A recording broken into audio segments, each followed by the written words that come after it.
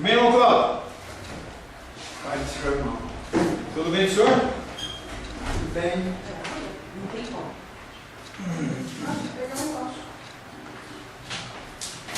Glórias a Deus. Glória a Deus. Paz esteja convosco. Amém. Glorificamos, exaltamos e bendizemos o seu nome. O nome do Senhor, não o seu nome. O seu nome não merece nada. É escuro. Liga aí. Aqui para mim não precisa. Precisa para vocês só. Eu acho que é escuro. Quer que ligue? Eu quero. Então tá. Tá ligado. Isso vai ficar melhor no vídeo. Glória a Deus. Veio onde? A iluminação é de lá, não faz diferença. Nós vamos inverter os tópicos essa semana, porque eu pretendo terminar o título do nome de Deus, para que semana que vem a gente comece a falar sobre Trindade, ou Trinidade, como você assim o preferir. Tá? Semana passada nós trabalhamos a figura do Kyrios. Trabalhamos a figura do Kyrios, atribuído ao nome do Espírito Santo. E nós falamos que esse título ele é relacionado com a vitória sobre o mal. Falamos que o senhorio de Deus vai fazer com que todo o mal seja vencido no final. No final dos tempos não vai haver dor, dificuldade, egoísmo, nada. Você vai poder olhar para as pessoas e elas vão ser confiáveis. Que bênção, né? A gente não vai precisar orar por enfermidades, não precisa orar por governantes, por coisa nenhuma, porque o Senhor ele vai vencer todo o mal. Se o Senhor não fosse Deus, se Deus não fosse Senhor, o mal ia continuar eternamente, ia ser um tremendo inferno para nós, porque nós iríamos viver essa condição nossa pecaminosa pelo resto da vida. Falamos também que todos se sujeitarão à glória de Cristo. Quando Ele se manifestar, todo joelho vai se dobrar, sejam eles anjos, sejam eles demônios, sejam eles pessoas de qualquer sorte ou espécie, quer queira, quer não, todos eles se curvarão. Falamos também que a vitória do Kyrios, que é o Senhor sobre o mal, é ou deveria ser grande consolação para nós, porque nós somos suscetíveis a lutas e dificuldades todos os tempos, todos os dias. E essas lutas e dificuldades nos abalam e nos tiram a nossa paz. E nós muitas vezes deixamos de focar a cruz para focar o problema. E aí o Senhor está trazendo consolo. Nós lemos Romanos 8,18 que diz: porque para mim tenho por certo que os sofrimentos desse tempo presente não podem ser comparados com a glória a ser revelada em nós. E quando o Senhor vier, nós vamos ter uma condição superior ao que nós temos hoje, e isso é motivo de consolo. Falamos também que o Kyrios ele relaciona a condição de Ele como Senhor e nós como servos. Nós estamos nesta terra para servi-lo. E muitas vezes o que acontece é que nós confundimos isso. Nós achamos que Deus está para nos servir, que Deus está para ser aquele que está pronto para resolver os nossos problemas. Eu ouvi uma música da Cassiane outro dia, e aí ela falava assim: não sei o que, de noite confia lá, aquela musiquinha lá, e fala assim: porque Deus trabalha para aquele que nele confia. Será que você tem um Deus que trabalha para você? Ou você é um ser que é submisso a Ele e depende dEle, em que você está para servi-lo? As pessoas confundem as coisas. E aquela música, quando falou aquilo, me incomodou tanto, que eu falei assim: não, o meu Deus não é esse Deus. O meu Deus ele não existe para me servir. O meu Deus ele não trabalha arduamente pela minha salvação. O Deus não trabalha arduamente para que eu seja bom, para que eu fique... Não, Ele existe porque Ele existe. E as pessoas elas invertem a posição de Deus como se Deus ele fosse submisso a nós. Como se Ele existisse apenas em função de mim e de você. E Ele sempre existiu. Antes de que tudo fosse criado, antes que Gênesis 1:1 dissesse: no princípio Deus criou os céus e a terra. Antes disso, Ele já era Deus, Ele já era pleno, na figura de Deus Pai, Deus Filho e Deus Espírito Santo. Os servos, nós realizamos nossos deveres de acordo com as ordens do Senhor. E o que acontece é que nós tomamos decisões por nossa conta. E quando a coisa dá errado, o que é que nós vamos fazer? Deus, me livra. Quando nós lemos o Antigo Testamento, vê claramente essa situação: pecado, sentença de Deus e juízo. E aí Deus ele traz o livramento, aquelas pessoas passam um tempo, daqui a pouco elas retornam de novo ao mesmo pecado ou um outro pecado, até que eles voltem de novo pedindo a libertação e a salvação do Senhor. Deus como Senhor, nós como servos, deveria gerar em nós responsabilidade. Nós temos responsabilidades, nós temos compromisso com esse Deus e nós devemos obediência a Ele. Nós devemos conhecer mais e mais a vontade de Deus através de estudos, através de meditação, através da oração, buscando dEle a vontade, buscando dEle o querer. As nossas decisões elas não têm que ser pautadas num movimento rompante, ou porque eu acho que tem que resolver agora, então eu vou e faço, eu vou e compro. Não, a gente tem que dar um tempo para que a gente possa orar ao Senhor, para que Ele possa falar conosco. Como conhecer a vontade de Deus? Só há 3 formas. Só há uma forma: leitura da sua palavra. Através da leitura da sua palavra, você entende o que Deus ele quer para a sua vida. A partir disso você consegue ter comunhão com outros homens, com outras pessoas. Independente de ela ser cristã ou não, você vai conseguir conviver com elas. Porque se não tiver a palavra gravada no coração, o que vai acontecer é que você vai ficar irado. Você vai querer exteriorizar toda essa ira do seu coração sobre pessoas. E nós não estamos aqui para isso, nós estamos aqui para ter comunhão com as pessoas. E mais que isso, nós estamos aqui não só para servir a Deus, mas para servir os outros. Servir as pessoas com os nossos bens, com o nosso amor, com a nossa atenção. Nós estamos aqui para servir os outros. É disso que a igreja precisa. A igreja não precisa de dinheiro. A igreja não precisa de grandes templos, a igreja não precisa de campanha, a igreja não precisa desse monte de coisa que o povo inventa. Trazer o judaísmo, vou colocar uma bandeira de Israel, vou colocar um candelabro judaico, e aí eu vou fazer isso, fazer aquilo, um monte de cerimônia. Deus ele precisa que nós estudemos a palavra, que nós tenhamos comunhão com as pessoas, saibamos entender as dificuldades que as pessoas têm, saibamos olhar para as pessoas de uma maneira diferente, não uma maneira de julgamento, mas de uma maneira compreendendo que também aquela pessoa está em processo de transformação. É servir. É servir. Quando Jesus Cristo, logo no fim da sua trajetória, Ele pega a sua roupa, pega uma bacia de água e vai lavar o pé dos discípulos, eles não entendem. Era a posição mais baixa dentro de uma casa. Uma pessoa que lavava os pés, ele não era digno de nada. E aí Pedro olha e fala: não, você não pode lavar os meus pés, não. Você é o meu Senhor.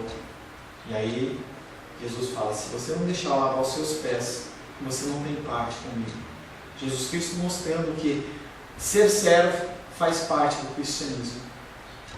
E aí nós só introduzimos na semana passada o conceito do último nome de Deus, que é o conceito pater, que é pai, que é o pater que está lá no Pai Nosso, pater, tá? A palavra grega pater significa pai, e é um título distintivo de Deus no Novo Testamento. Deus é chamado de pai no Antigo Testamento? Sim, mas a intimidade é outra. É um conceito muito mais de reverência do que realmente o conceito da paternidade. Só o Novo Testamento revela esse aspecto de Deus muito amado de nós, os cristãos. É verdade que Deus é chamado de pai da nação israelita no Antigo Testamento, mas a noção de paternidade divina, ela está explícita no Novo Testamento por ensinamento direto do seu Filho Jesus Cristo. Marcos 14:36, abre aí por gentileza.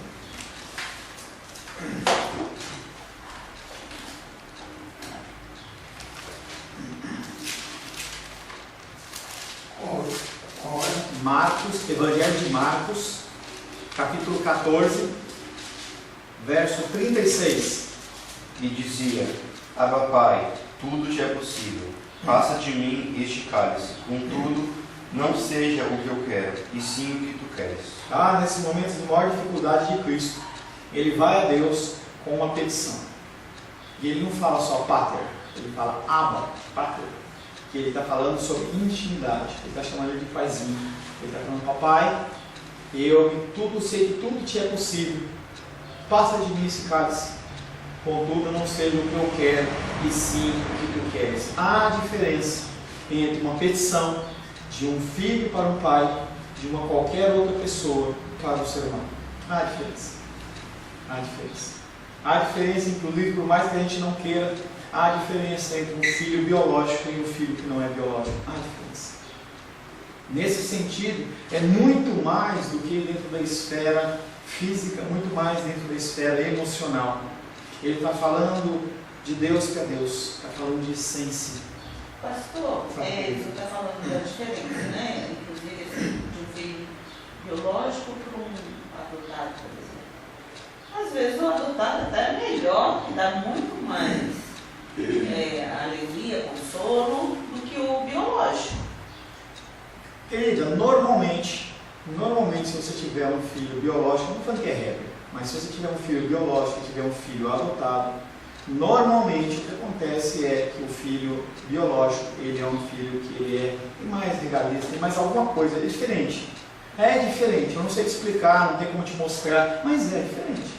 Não estou falando que é uma regra, né, para 100% dos casos, mas nesse conceito de Cristo, em que eu estou estabelecendo só um padrão de comparação entre a petição de nós como filhos para Deus, é uma diferença da petição de Jesus Cristo para Deus. Há diferença. Jesus Cristo, ele é a essência de Deus, ele vem de Deus, ele convive e tudo mais. Jesus, sim, eu estou estabelecendo apenas um comparativo dentro do natural em relação ao espiritual. Todavia, esse ensino, ele só é patente, ele só é explícito no Novo Testamento, enquanto no Novo Testamento ele é latente, mas ele existe. Sempre existiu, porque o nosso Deus, ele não muda. Quando você olha o Antigo Testamento, o conceito de pai, que é explícito no Novo Testamento, ele já existia. Mas aqueles homens do Antigo Testamento, eles não conseguiam olhar para Deus com essa figura divina de pai.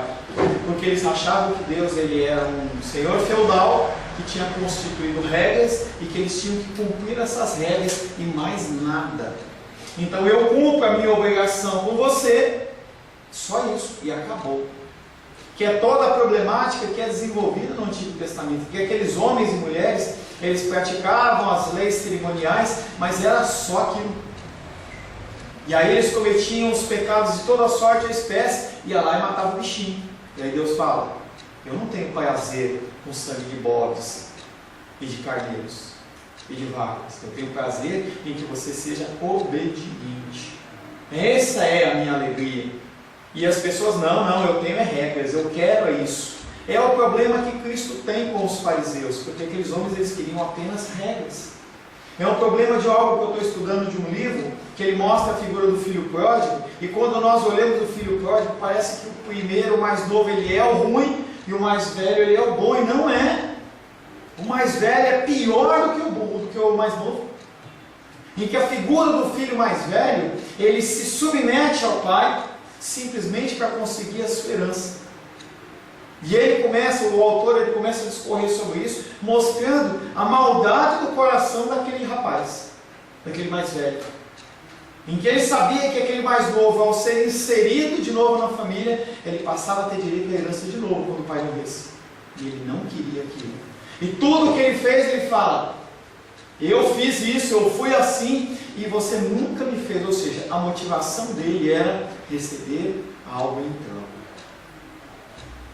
O comportamento de Deus no Antigo Testamento, ele é lembrado. Salmos 103:13, por favor. Salmos, capítulo 103, verso 13.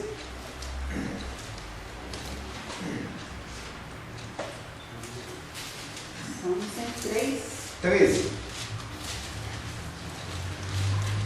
Como um pai se compadece dos seus filhos, assim o Senhor se compadece dos que o têm.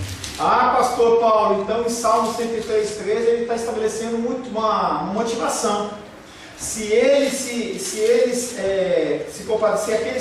as pessoas temessem a ele se compadecia. Não é esse o pensamento. O pensamento é, aqueles que temem são filhos, aqueles que não temem não são filhos. É por isso que ele só se compadece daqueles que temem. É a consequência de você ser filho, é temor, não é medo. É temor, em você olhar para as decisões, você olhar para as situações e você falar assim, eu tenho que respeitar esse Deus. É um temor bendito, é um temor santo. Como um pai se compadece dos seus filhos, assim o Senhor se compadece dos que o temem. Só temem ao Senhor aqueles que são filhos. Algumas pessoas têm medo, porque sabem que Deus ele pode fazer alguma coisa, ou vai fazer alguma coisa. Muitos entregam o dízimo porque, se eu não entregar, o devorador ele vai comer o meu dinheiro. Então a motivação dele não é honrar ao Senhor, não é glorificar o Senhor, mas é o quê? Tentar escapar de uma punição. Algo semelhante que acontece com João Batista quando ele vai batizar. Ele está batizando, vem um grupo de fariseus e ele olha para aqueles homens e fala assim: quem ensinou vocês a fugir da ira vindoura? Quem está falando para vocês que vocês precisam de mais isso para vocês serem salvos? Ao invés disso, se arrependam, muda o comportamento. Não adianta você só ser batizado, não adianta só você vir na igreja, ter a carteirinha de membro, não adianta. É isso que nós estamos trabalhando em João capítulo 8 à noite. Não adianta.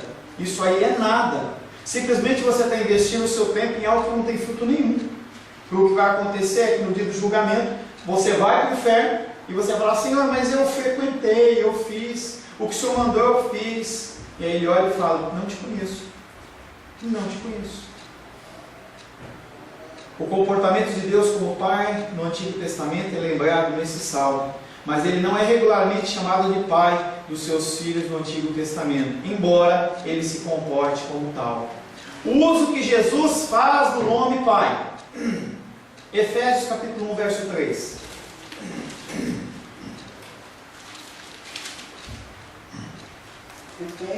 Capítulo 1, verso 3.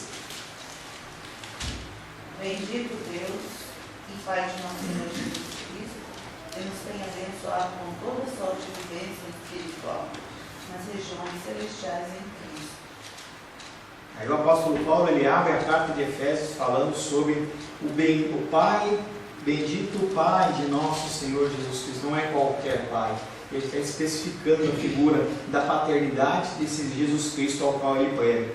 Essa paternidade, como veremos mais tarde no estudo sobre Trindade, se Deus assim permitir, a partir da semana que vem, nós vamos começar o estudo de Trindade, reflete as relações entre Pai e Filho, entre Filho e Pai, entre Pai e Espírito, entre Espírito e Filho, e todo esse relacionamento que tem dentro da Trindade, especialmente no que concerne a nossa redenção. A nossa redenção ela é pautada na figura de Deus Pai, Deus Filho, Deus Espírito Santo, a ação de cada um. Jesus chama Deus de Pai num sentido que ninguém mais como Ele o faz. Nesse sentido, Deus não é Pai de ninguém mais, nesse sentido que Jesus Cristo tem Deus como Pai, porque nós vamos sempre ser criaturas. Nós nunca vamos mudar de status. Nós somos filhos, vamos ser elevados aos céus, os nossos corpos pecaminosos vão ser transformados em corpos incorruptíveis, mas nós vamos continuar a ser criatura, como os anjos do céu. Jesus Cristo não. Em João capítulo 5, nós já estudamos domingo à noite, quando Jesus Cristo cura o paralítico no tanque de Betesda, e após o milagre, ele é interpelado pelos judeus que o perseguiam, pelo fato de fazer curas no sábado, e aqueles homens não conseguem entender que aquilo era motivo de glorificação do Senhor, e não motivo de questionamento. Então Jesus responde fazendo uso do nome Pai de uma maneira singular, que João registra em João capítulo 5, abre aí, João 5, 17 e 18. Para nós a utilização da palavra Pai é algo comum, mas para os judeus, falar de Pai no contexto ligado a Deus é totalmente difícil, você não encontra isso. Diene, por gentileza, João capítulo 5, versos 17 e 18. Mas Jesus lhe respondeu: meu Pai trabalha até agora e eu também trabalho. Então os judeus, com mais empenho, procuravam matá-lo, pois, além de violar o sábado, ele dizia ser Deus, seu próprio Pai, fazendo-se assim igual a Deus. E se você ler o texto em português, você não vai perceber isso. Meu pai trabalha até agora, e eu trabalho também. E aí os judeus não querem matá-lo só por ele fazer milagres no sábado, mas porque ele está se comparando a Deus. Por quê? A palavra que está lá escrita é pater, e esse pater é de pai, pai quase que sendo a mesma essência.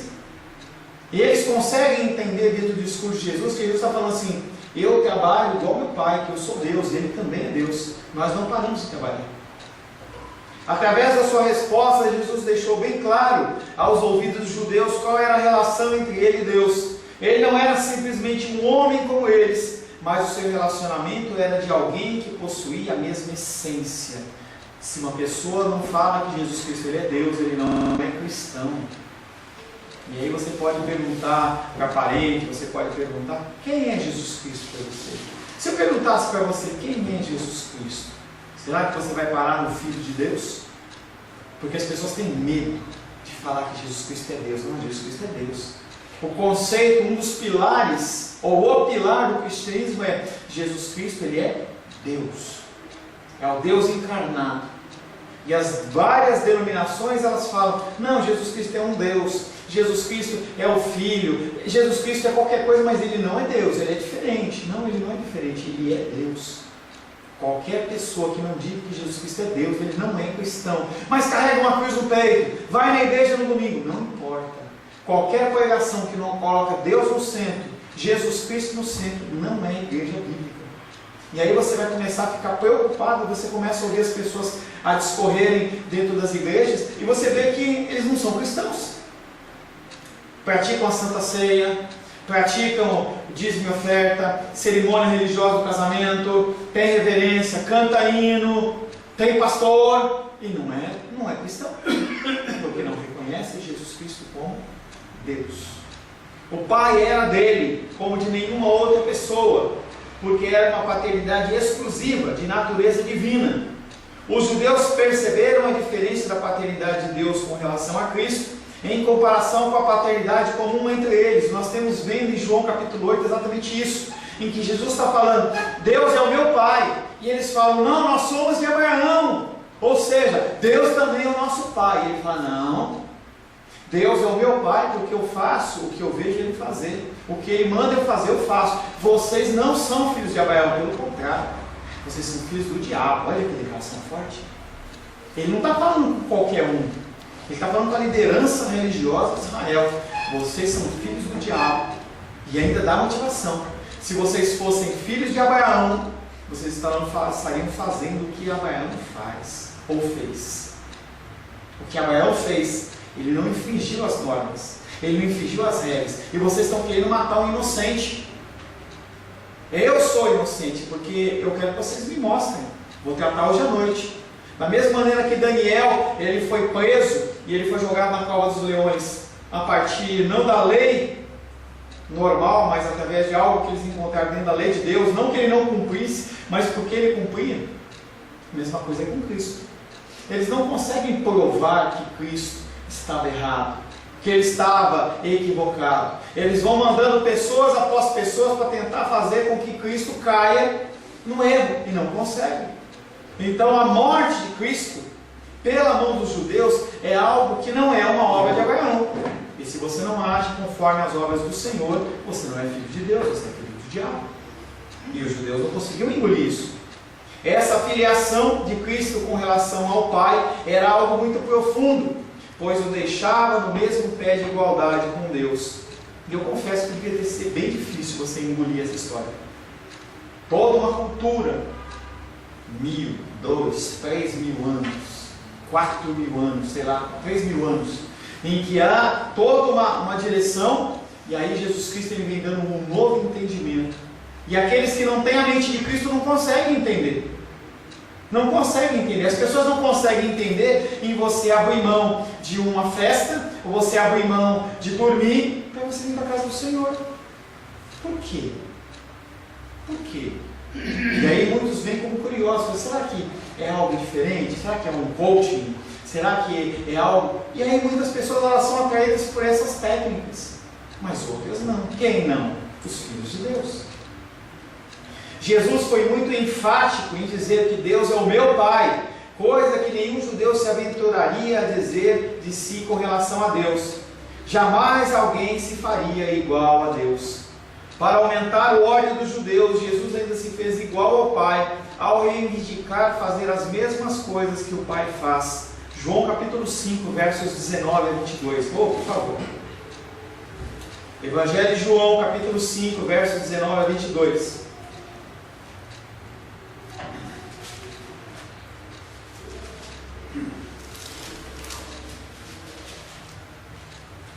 Evangelho de João, capítulo 5, versos 19 a 22. Então lhes falou Jesus: em verdade vos digo que o Filho nada pode fazer de si mesmo, senão somente aquilo que vir o Pai fazer. E fazer o Pai. Porque tudo que este fizer, o Filho também semelhantemente o faz. Porque o Pai ama o Filho e lhe mostra tudo o que faz. E maiores obras do que estas lhe mostrará, para que vos maravilheis. Pois, assim como o Pai ressuscita e vivifica os mortos, assim também o Filho vivifica aqueles a quem quer. E o Pai a ninguém julga, mas ao Filho confiou todo o julgamento. E aí ele fala, o meu Pai, o Pai faz. Ele não está falando, ó, vocês não são filhos como eu. Vocês são diferentes. Quem vê o Pai fazer alguma coisa? Aqueles homens, eles trabalhavam apenas com as Escrituras. E Jesus fala assim, eu vejo o que o meu Pai faz. João capítulo 5, verso 23. A fim de que todos honrem o Filho do modo porque honram o Pai. Quem não honra o Filho, não honra o Pai que o enviou. E aí ele complica mais a situação para os judeus que estavam querendo ter um entendimento natural. Vocês vão para o templo, vocês adoram a Deus lá, vocês têm que fazer a mesma coisa comigo. Difícil. Fala sério, difícil, né? Imagina uma situação como essa. Todo um templo de Salomão, com aquela suntuosidade, aquele negócio enorme lá. E aí Jesus Cristo fala, o mesmo amor que vocês têm que ter por Deus, vocês têm que ter por mim. A mesma honra que vocês dão para Deus, vocês têm que honrar a mim. Somente uma pessoa tocada pelo Espírito Santo vai numa dessa. Senão a pessoa não entra. A pessoa não consegue entender. Como? O mesmo Deus, quando você conversa com o testemunho de Jeová e você fala isso, a pessoa fica indignada, ela muda até de cor, ela levanta o teu pescoço. Ela não consegue entender que Deus e Jesus são a mesma pessoa. Tem a figura de Jesus, sim, mas ela é diferente. Quando se fala lá dentro do testemunho de Jeová, Jeová Pai, opa, é uma coisa diferente, é assim. Portanto, Deus é Pai de Jesus Cristo numa conotação totalmente diferente da relação que Deus tem conosco. É diferente. O uso que nós fazemos, nós vimos primeiro o uso que Jesus faz e agora o uso que nós fazemos do nome Pai. O nome Pai, em referência a Deus, ele é muito importante para nós. É um nome extremamente carinhoso que nos traz muito conforto. Jesus nos ensinou a chamar Deus de nosso Pai. E aí ele muda. Quando ele ensina os apóstolos a pregar, ele fala Pai Nosso. Ele não fala meu Pai. Porque ele está perante aquelas pessoas que iriam confessar o nome dele após a morte. Eles eram verdadeiramente filhos. Todavia, o uso que fazemos desse nome não tem a mesma conotação que tem para Jesus. Para ele, é uma questão de essência, pois o Filho é da mesma natureza do Pai. É ímpar o uso que Jesus faz desse nome, pois Deus é nosso Pai numa conotação bem diferente.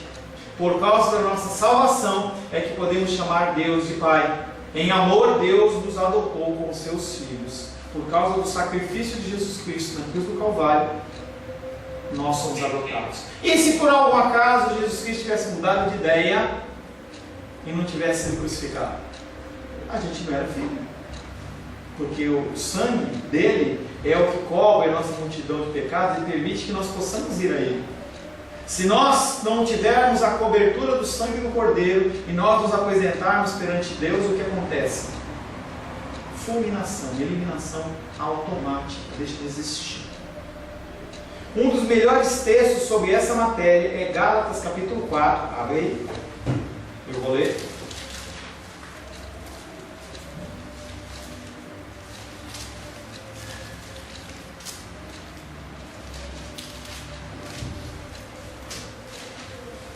Gálatas capítulo 4, eu vou ler do verso 1 ao 7. Gálatas capítulo 4, versos 1 a 7. Digo, pois, que durante o tempo em que o herdeiro é menor, em nada difere de escravo, posto que ele é senhor de tudo. Mas está sob tutores e curadores até o tempo predeterminado pelo Pai. Assim também nós, quando éramos menores, estávamos servilmente sujeitos aos rudimentos deste mundo. Vindo, porém, à plenitude do tempo, Deus enviou seu Filho, nascido de mulher, nascido sob a lei, para resgatar os que estavam sob a lei, a fim de que recebêssemos a adoção de filhos. Porque vós sois filhos, enviou Deus ao nosso coração o Espírito do seu Filho, que clama, Abba, Pai, de sorte que já não és escravo, porém filho, e sendo filho também herdeiros por Deus, ou co-herdeiros em Cristo. Até que Cristo morresse, até que você confessasse o Senhor como Senhor e Salvador, você era qualquer um. A partir do momento em que você passa a ser filho, você recebe um status diferente. No Antigo Testamento, o filho, ele tinha, os filhos tinham vestimentas diferentes dos servos.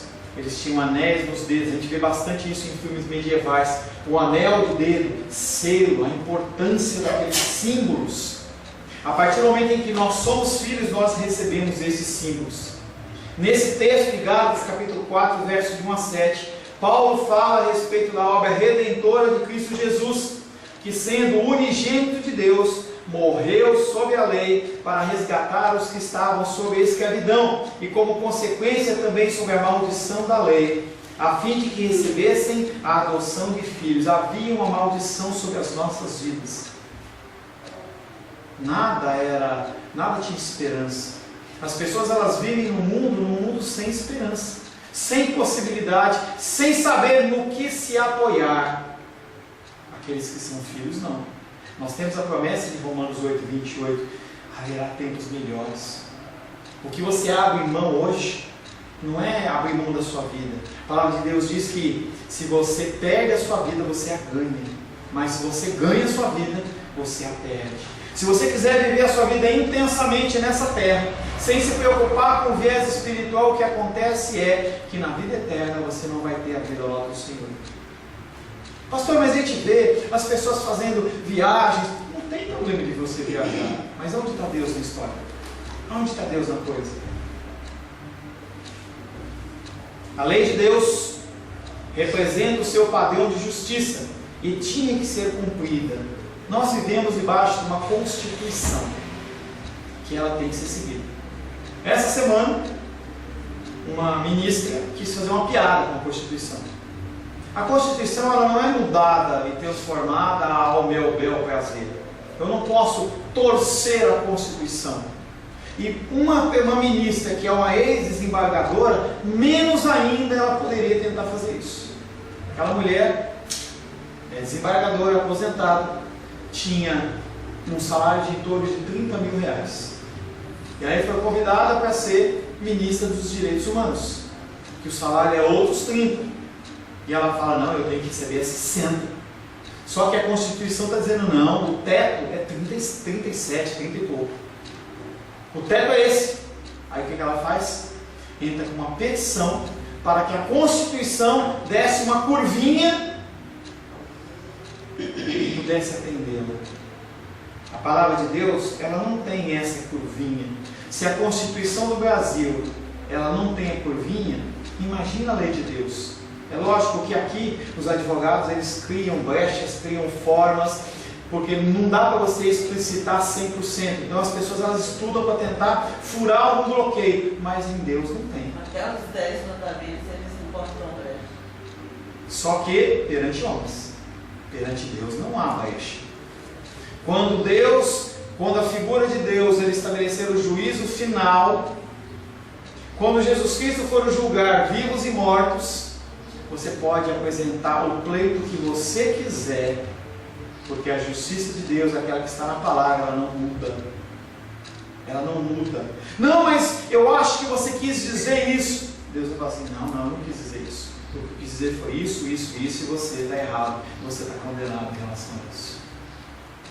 A lei de Deus representa o seu padrão de justiça e teria que ser cumprida.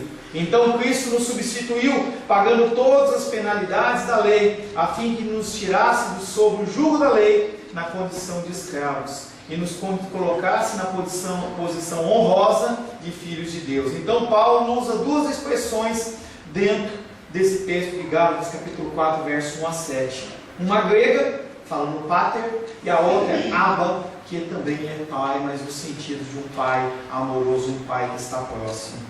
Essas expressões, como usadas por Paulo, possuem uma conotação de ternura, docilidade e proximidade de um pai com seus filhos. Não é um Deus distante, mas é um Deus próximo.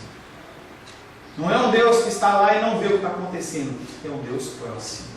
Os olhos do Senhor estão sobre toda a terra. Quando eu e você, deliberadamente, cometemos pecado, Ele está vendo. E as pessoas falam, ninguém está me vendo.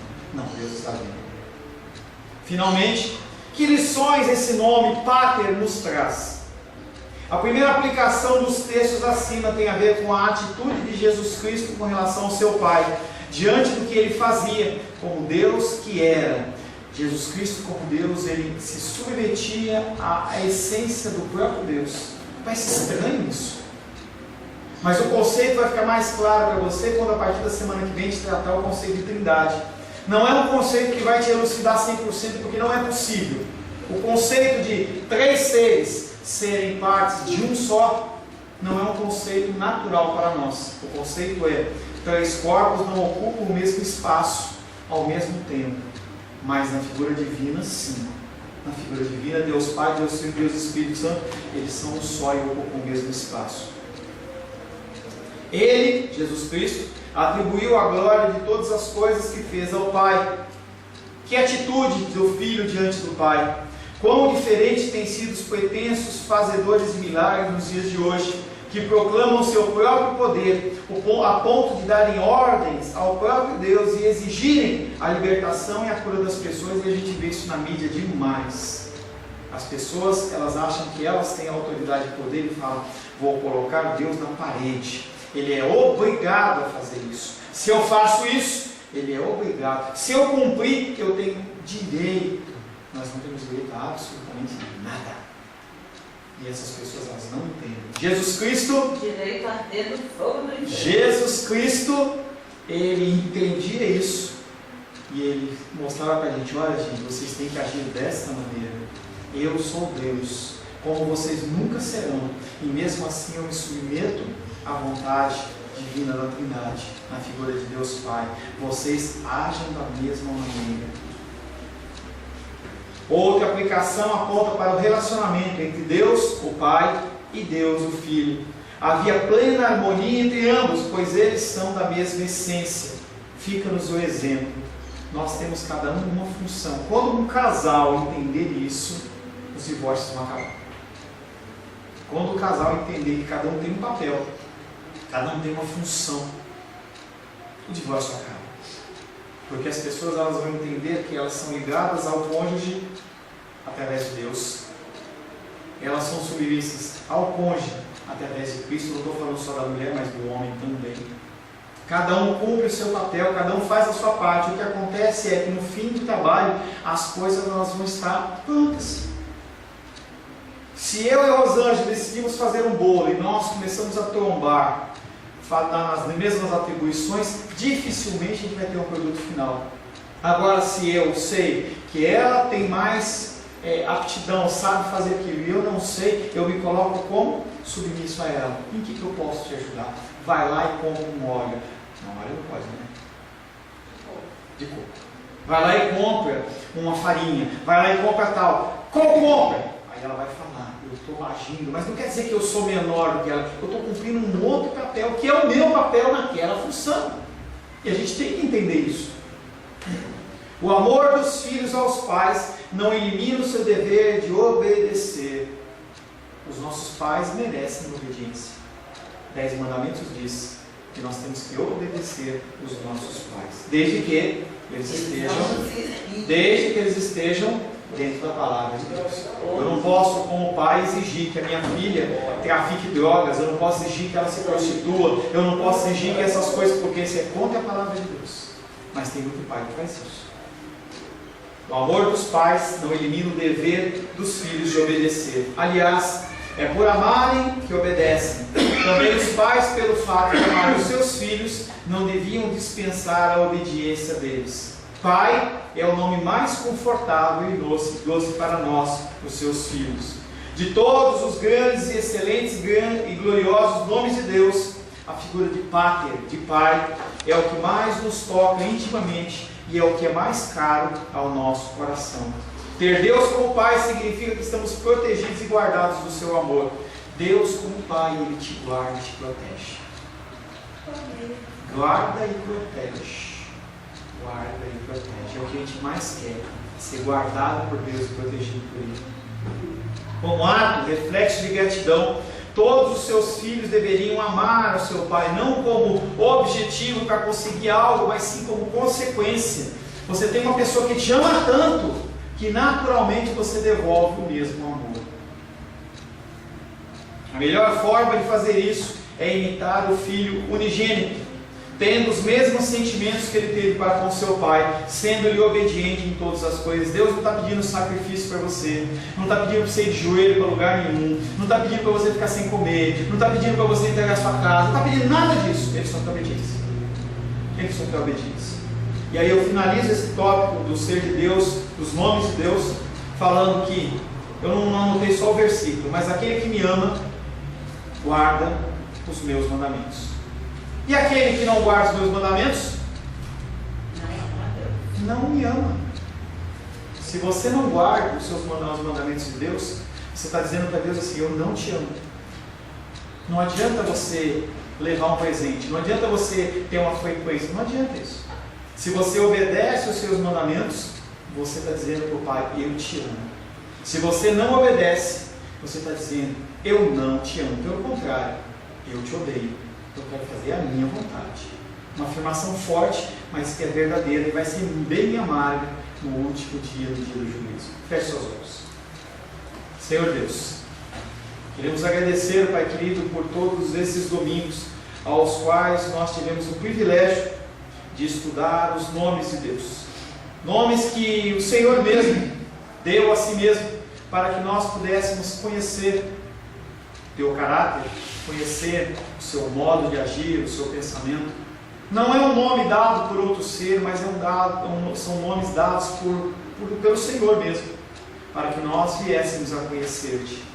Nos ensina, Pai, a ter a reverência necessária ao Senhor, e que nós possamos, Pai, ser encontrados como filhos que são obedientes acima de todas as coisas, e assim, consequentemente, possamos ser encontrados como filhos amados, aos quais o Senhor tem prazer. Nos faz a imagem e semelhança do teu Filho Jesus, é o que te pedimos em nome de Jesus. Amém. Amém.